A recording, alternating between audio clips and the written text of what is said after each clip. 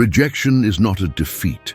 It's a disguised instruction, a signal that tells you with brutal honesty, not that way. And although it hurts, that phrase holds power. Most people break down in the face of a no because they interpret it as a sentence on their worth. But those who think clearly understand that rejection does not speak of who you are, but where you need to move. When you learn to see it with eyes of discipline and not ego, you stop sinking and start moving forward. Marcus Aurelius knew it. What stands in the way becomes the way. And that includes rejection. Every obstacle, every closed door can become a boost if you know how to interpret it. It's not about seeking approval, but mastering the response you give to the refusal. Reverse psychology teaches us that when you stop chasing, you start attracting.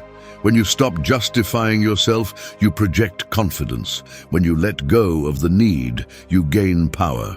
In this video, you will learn to transform rejection into a growth tool, not from pride or revenge, but from serenity and strategy. Because while some lament what was not, the Stoics build strength with what was left. Rejection does not take anything away from you, it reveals what you no longer need. And when you understand that, you discover that every no was always a push towards your strongest, wisest, and freest version. Turn rejection into direction. Each rejection is like a gust of wind that, if you don't know how to read, seems to push you back.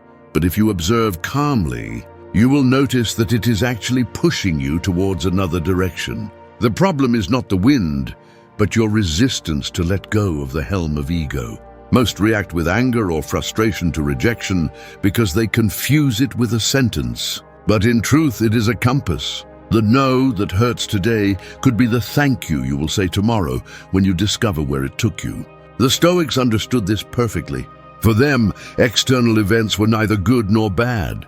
What mattered was the interpretation. When someone rejects you, the only thing that happens is that a door closes. But you decide whether to keep banging on it in desperation or to turn around and keep walking. Marcus Aurelius said that we should not ask for things to happen as we want, but to want them as they happen. Because in that intelligent acceptance lies power.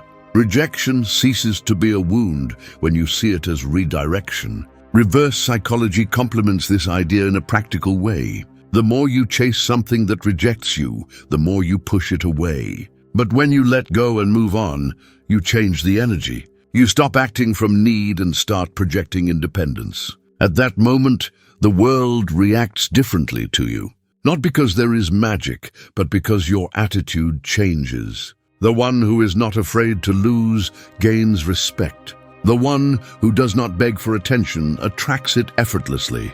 If you apply this lesson in your everyday life, each rejection becomes a signal that helps you improve the strategy. A no from a person can mean a yes from destiny. A job that didn't work out, an opportunity that closed, a relationship that didn't work. All of this could be directing you to a path more aligned with who you really are.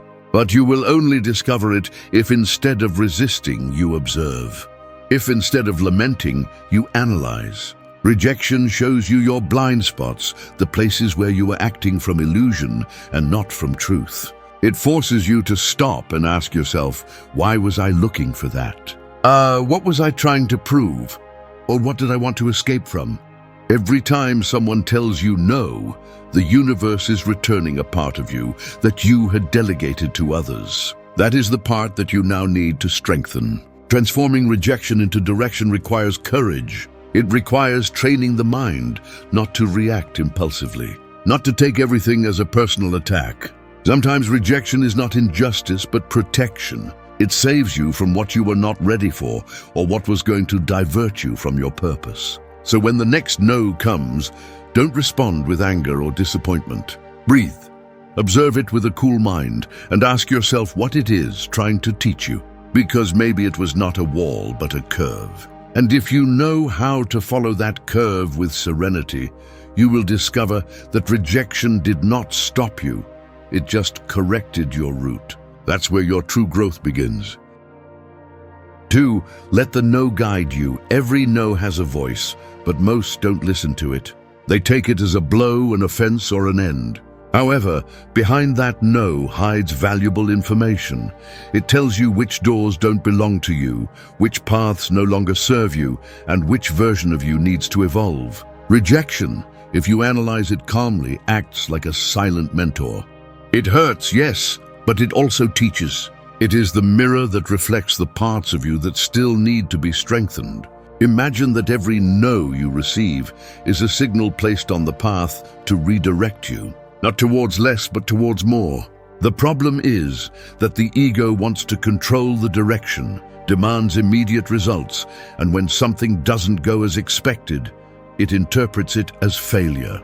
But the soul, on the other hand, understands that there is a broader order, that sometimes a refusal doesn't mean you don't deserve it, but that you don't need it at this moment. And if you are patient, time ends up revealing why that no was exactly what was supposed to happen. The Stoics taught that the wise man is not disturbed by what he cannot control. If someone rejects you, if an opportunity fades away, or if a project falls through, don't waste energy resisting. Observe, reflect, and adjust your direction. Every refusal can turn into a map if you know how to read it. Marcus Aurelius wrote that nature always acts in order, even when we don't understand it. So it is with rejections. They are not chaos, they are corrections to the path. Reverse psychology provides an essential point here. When you accept the no calmly, you disarm the emotional game of rejection. You are no longer trapped in the need to prove your worth or in the impulse to convince others. Whoever is not afraid to lose someone's approval regains power over themselves. And when you have inner power, you project something that the world respects: stability. Practicing this in daily life requires courage and self-awareness. If someone tells you no, instead of locking yourself in frustration, ask yourself, what is this revealing to me? Maybe that job wasn't the right environment. Maybe that person wasn't aligned with your growth. Maybe life is forcing you to look in a direction you had ignored out of fear. Every refusal, when observed with an awakened mind, is a form of guidance. And this guidance does not impose itself with shouts or punishments. It comes subtly, disguised as disappointment. But the one who develops inner vision knows how to recognize it. They learn to walk without complaining, with a firm step, trusting that every obstacle has a hidden purpose. When you live like this, rejection stops scaring you. It becomes part of the natural rhythm of life, a signal that fine-tunes your path. Allow the no to guide you, not to paralyze you. Be grateful for every refusal, because in it there is direction. Because while others give up or despair, you can observe, learn, and move forward with more precision. A no does not destroy your path. It refines it. It cleanses you of distractions, dependencies, and false expectations. And when you look back, you understand that every rejection was a disguised compass, pointing firmly to where you truly belonged. 3. Make pain your drive. Rejection hurts, and denying it would be naive. But that pain you try to avoid is the same one that can forge your character if you use it wisely. It's not about pretending you don't feel, but about learning to direct what you feel. Pain, when repressed, sinks you. When understood, it drives you. It's like fire. It burns those who don't know how to handle it, but it forges the steel of those who master it. The Stoics understood that suffering is inevitable, but self-destruction is optional. Marcus Aurelius wrote that what matters is not what happens, but how you face it. When someone rejects you, the first natural reaction is to ask yourself what you did wrong. But a trained mind doesn't get stuck on that question. It wonders what it can learn. Because pain, although it may not seem like it, is a source of clarity. It shows you which part of you relies too much on external validation. It forces you to face what you were avoiding, your fragility, your ego, your expectations. Every time you transform that discomfort into movement, you are growing. If someone rejected you, train more. If something didn't work out, improve the strategy. If they didn't choose you, choose yourself. That's the real power, turning the blow into drive. Instead of surrendering to the no, use it as fuel. It hurts, yes, but let it hurt while working. Let every tear that falls water the ground where your new version will grow. Reverse psychology teaches something fascinating. When you channel pain into action, you break the pattern of rejection. You are no longer the victim who reacts, but the creator who responds. The world changes its treatment of you when it perceives that nothing can break you. Not because you don't feel, but because you don't stop. Rejection ceases to be a limit and becomes energy. Make pain your daily training. When you are hurt, don't sink into self-pity. Breathe, analyze, channel. Let the blow serve to strengthen your mind, not to justify your weakness. Each scar you accept with dignity is proof that you survived and learned. Pain, seen with wise eyes, is the confirmation that you are moving forward. Because no one who stands still is rejected. Only those who dare to try something are. Think about this.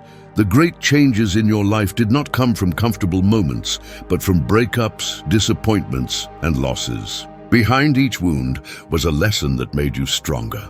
So don't run from pain. Discipline it. Turn it into a silent engine that pushes your limits. The Stoics did not seek to eliminate suffering, but to use it as a tool of virtue. When you manage to do so, rejection loses its power over you. It's no longer an open wound, but a source of internal energy. You don't need the world to embrace you to move forward. Your purpose is enough, because every time you turn pain into drive, you prove to yourself that you can be reborn without the need for approval. And that, in the end, is what amazes the most. Seeing someone who, instead of breaking, decides to rise with more strength, more focus, and more calm than before. 4. Let go of the outcome. The heaviest burden of rejection is not in the refusal itself, but in the attachment to the result you expected. You want things to turn out as you imagined, to be accepted, to be recognized, for the effort to have immediate reward. But when reality does not match your expectations, the ego rebels. It suffers not because it has lost something real, but because it lost control. And that is the true origin of pain.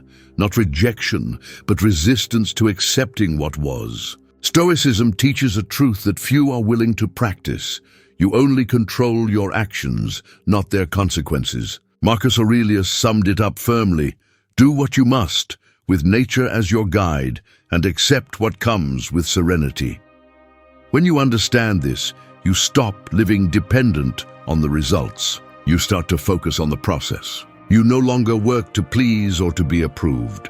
You work because it is the right thing to do, because it strengthens you, because it aligns you with your values. Let go of the outcome and you will gain freedom. When someone rejects you, do not take it as a sign of your worth, but as someone else's decision. If you did the right thing, if you gave your best, there is nothing more to do. Learning to let go is not giving up. It is trusting that life reorganizes even when you do not understand it.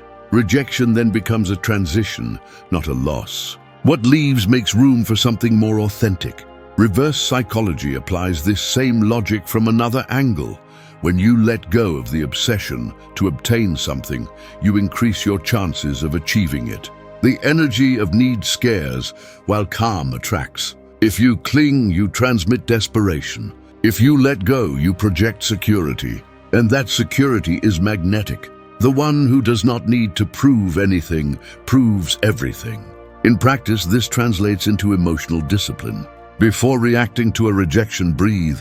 Ask yourself, did my worth really depend on this outcome? Or am I letting my ego convince me that I lost something essential? Most do not fail due to lack of opportunities, but due to their inability to accept the natural flow of life. They want everything to happen according to their schedule, without understanding that time does not obey their wishes. When you let go, you regain your center.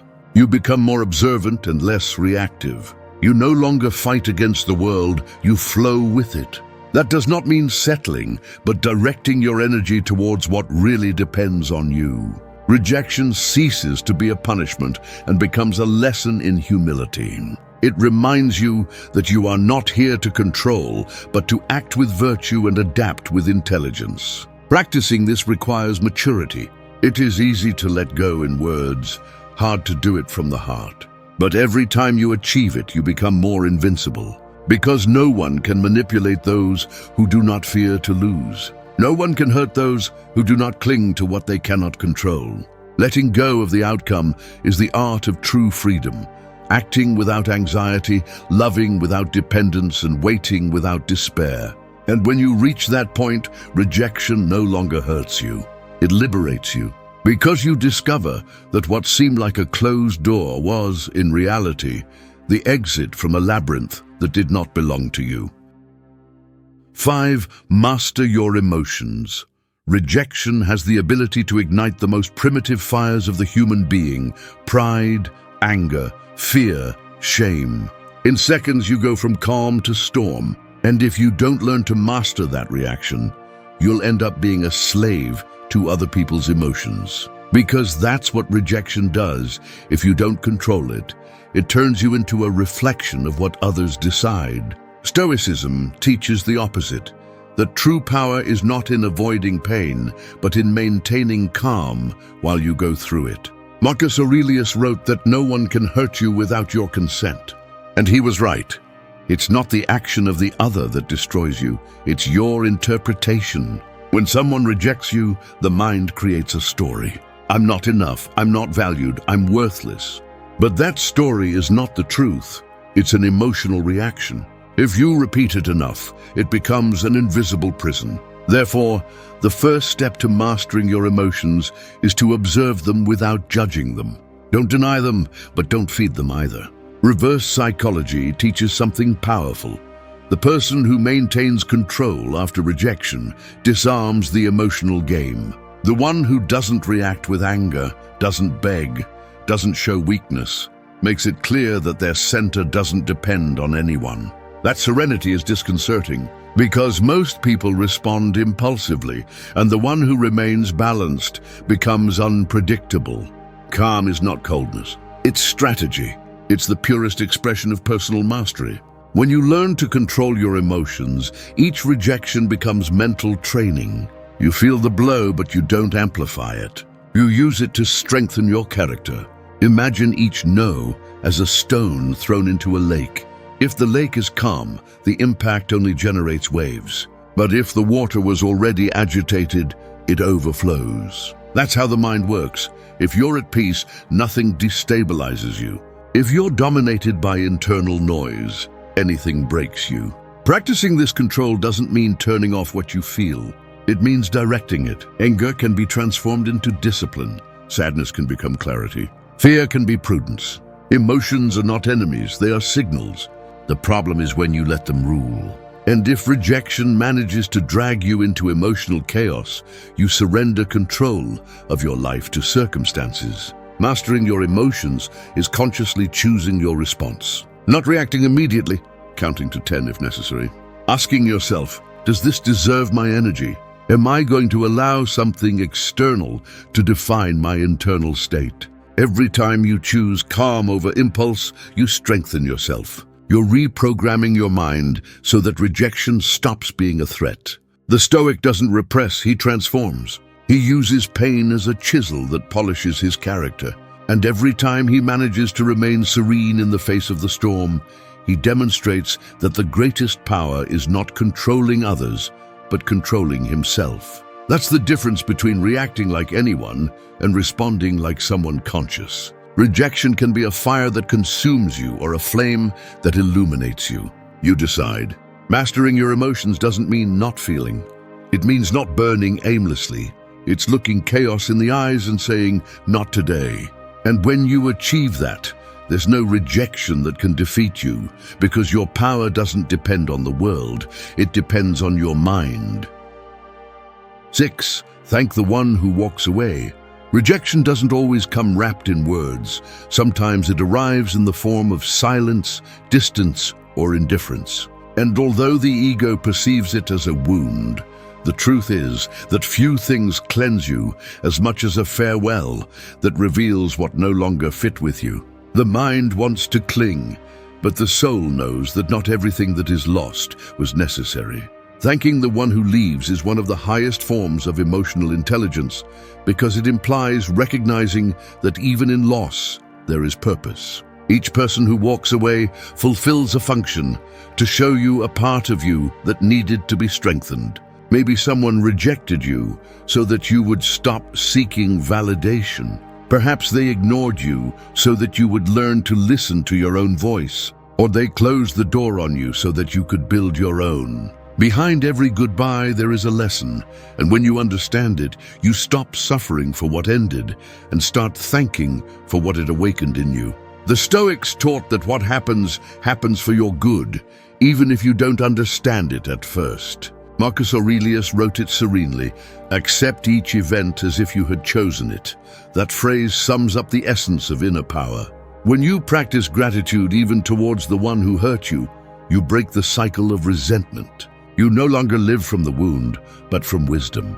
Reverse psychology complements this principle with a powerful idea. The one who does not hold a grudge after rejection conserves their energy. When you thank instead of complaining, you demonstrate emotional control. You disarm the tension. You surprise. The one who expected you to react with anger is met with your calm, and that calm has a magnetic effect. Not because you seek to recover that person, but because you make it clear that you no longer need to do so. Thanking the one who walks away does not mean idealizing the loss or pretending it didn't hurt. It means observing the fact with perspective. That person was part of your story, helped you grow, and fulfilled their role. You don't need to curse what was. To thank is to close the cycle with elegance, without hatred or dependence. When you can look back without anger, you understand that rejection was not punishment, it was liberation. Practicing it in daily life requires courage. It's easy to thank when everything goes well, but true character is shown when you can say thank you after a disappointment. Thanking the one who leaves is trusting that life is relocating you. What left is making room for what is coming, and what didn't come back was holding you back more than you imagined. Each person who walks away leaves a message. Some teach love, others boundaries, and others simply push you to grow. But all prepare you for something better. Therefore, instead of lamenting their departure, thank the learning. Thank the moment when you understood that not everything you desire is good for you. Thank the clarity that comes when the emotion fades and you can see objectively. In the end, to thank is not weakness, it is power. It means that you no longer need to punish or understand everything. Just accept. Because what leaves does not steal anything that is really yours. And when you internalize it, you understand that rejection was a disguised form of protection. Then you smile, say thank you, and keep walking, knowing that the one who walked away only fulfilled their mission, to teach you to choose yourself. 7. Your worth does not depend on anyone. The most common mistake after rejection is to believe that something in you has lost its value. That because someone did not choose you, did not see you, or did not understand you, there is something defective in your essence. But that thought is a mental trap created by emotional dependence. What others think of you does not change who you are. It only reveals what they can see from their level of consciousness. Your worth is not measured by external acceptance, but by internal solidity. Stoicism teaches that whoever bases their peace on what others say lives in prison. Marcus Aurelius made it clear, tranquility comes when you stop worrying about what others say or do and focus only on what you control. That phrase, so simple and so direct, contains immense freedom. If you understand that rejection is not a reflection of your worth, but a projection of the other's limitations, you regain control. You stop asking for approval and start giving yourself respect. Reverse psychology reinforces it.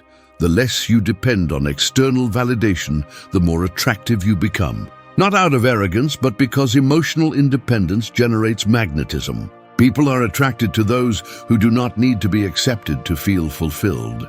That silent confidence discomforts the insecure and fascinates the conscious.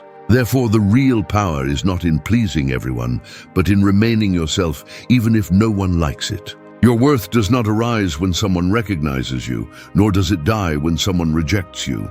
It was there before they looked at you and will continue when no one does. If you need the world to applaud you to feel valuable, you will live enslaved to its whims. But if you decide to validate yourself from within, rejection loses its power.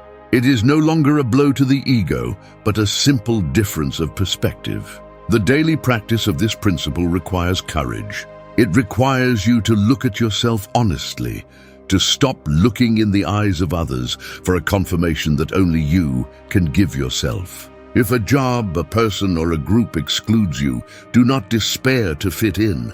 Ask yourself if you really belong there, because many times exclusion is the most direct way life has of redirecting you towards what is aligned with you. When you strengthen your self-esteem, each rejection becomes a filter. You do not lose value. You filter environments, people, and opportunities that do not vibrate with you. And the more you respect yourself, the less you accept crumbs. The world begins to respond to your new energy, not because it magically changes, but because you are no longer willing to lower yourself to be accepted. Dignity is the most powerful language there is, and the one who knows how to maintain it, even in rejection, demonstrates a strength that needs no words. Remember, whoever does not value themselves sells cheap, and whoever sells cheap ends up regretting. Do not try to convince anyone that you are worth it. Do not try to prove what is already evident to those with clear eyes. Learn to be alone without feeling alone. Learn to walk with your head held high, even if no one follows you. Because the day you understand that your worth is immutable, rejection will become what it always was, an illusion that only affects those who still do not know themselves. 8. Rejection reveals who you are. Nothing strips bare the true character as much as a rejection. When everything flows, anyone can seem strong, serene, or confident. But when the no arrives, that's when who you really are is revealed. Some crumble and others transform, because rejection doesn't invent weakness or strength. It only exposes what already existed within. It is the most brutal mirror, but also the most honest. It shows you your attachments, your fears, and your limits. And if you know how to observe it without victimhood, it turns you into someone impossible to break. The Stoics saw rejection as a disguised teacher. Marcus Aurelius said that the obstacle in the path becomes the path. That phrase is not a metaphor, it's mental training. Rejection puts you in front of a choice. Surrender to the wound, or use it as fire to build your new version. If you react from the ego, you sink into resentment. But if you respond from reason, you discover that what you lost was not a loss, but a revelation.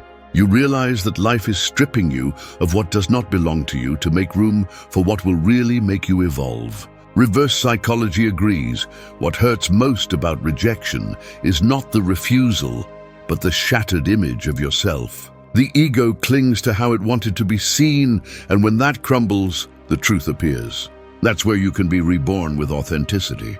When you accept that you don't need to be approved, you start living without masks. Rejection, instead of destroying you, purifies you. It removes the superficial, leaves only the essential.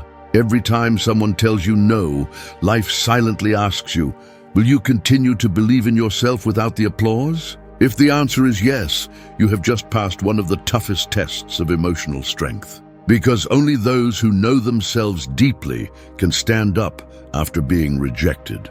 The one who depends on external validation falls. The one who depends on their purpose rises. Rejection reveals whether your intentions were authentic or driven by the ego. Whether you were seeking recognition or growth. Whether you were acting out of conviction or out of a need for acceptance. It's an X-ray of the soul. And although it hurts, it's necessary. Without that contrast, you wouldn't know what you're made of. You wouldn't discover that you can be silent without breaking, or that your worth doesn't need witnesses. In practice, this means looking at rejection with humility, not resentment. Asking yourself which part of you felt hurt and why. Maybe there's still pride to heal. expectations to let go of, or old wounds that resurface disguised as disappointment. But every time you choose to learn instead of react, you grow. Each no becomes a self-knowledge session, a training for your mind and spirit. Rejection doesn't define you, it reveals you. It shows what you're made of when no one applauds you. It shows if your faith in yourself was real or just a pose. That's why when the next no arrives, don't rush to cover the pain. Feel it, think it, because in that uncomfortable silence lies the strongest and most authentic version of you. And when you discover it, you'll understand that rejection was never the enemy. It was the mirror that taught you who you really were. 9. Rebirth from your center. After each fall, after each closed door, there comes a time when you understand that it wasn't about what you lost, but what you gained by losing. That is the exact point where you are reborn, not with the shine of enthusiasm, but with the calm of someone who has already understood the value of inner strength. True growth does not occur when life smiles at you, but when you learn to keep your gaze steady while everything crumbles. Rebirth is not starting from scratch, it is returning to yourself with more awareness. Is looking at your reflection and recognizing that each wound makes sense, that each silence taught you something that no victory could have shown you. The mind that once feared now observes, the heart that once depended now chooses, and the soul that once asked for permission now simply moves forward. The Stoics understood it centuries ago. You cannot control what happens, but you can control who you become after what happens. That's the point. It's not about avoiding pain or pretending strength. It's about shaping yourself through experience. Each difficulty is a chisel, and you are the sculpture that emerges when you choose not to give up. From a psychological perspective, this process is a change of identity. You are no longer the person who was rejected, hurt, or ignored. You are the version that learned to maintain balance, even when no one was holding you. You have stopped reacting, now you respond. You have stopped searching, now you attract. You have stopped resisting, now you flow. That is maturity, turning loss into wisdom and silence into direction. Rebirth from your center means understanding that there is nothing outside of you that can give or take away power. What you thought you needed was just an illusion. Everything that really mattered was already inside you, waiting for you to stop being distracted. Therefore, when you return to yourself, when you recover your center, you discover something that no external approval can match: peace. This is the final point of the journey, but also the beginning of a new one. You no longer react to life, you choose it. You no longer fear change, you provoke it. You no longer depend on the world, you create it from within. And that is the silent victory of someone who has understood the purpose of rejection, loss, and transformation. You have been reborn, not as before, but stronger, wiser, and freer than ever. Thank you for staying until the end of the video. If you watched the whole thing, comment "I am Stoic" as our secret signal to know that you're a true student of Stoicism. Don't forget to subscribe and give the video a like if you enjoyed it. See you in the next video, and remember, keep cultivating your Stoic mind.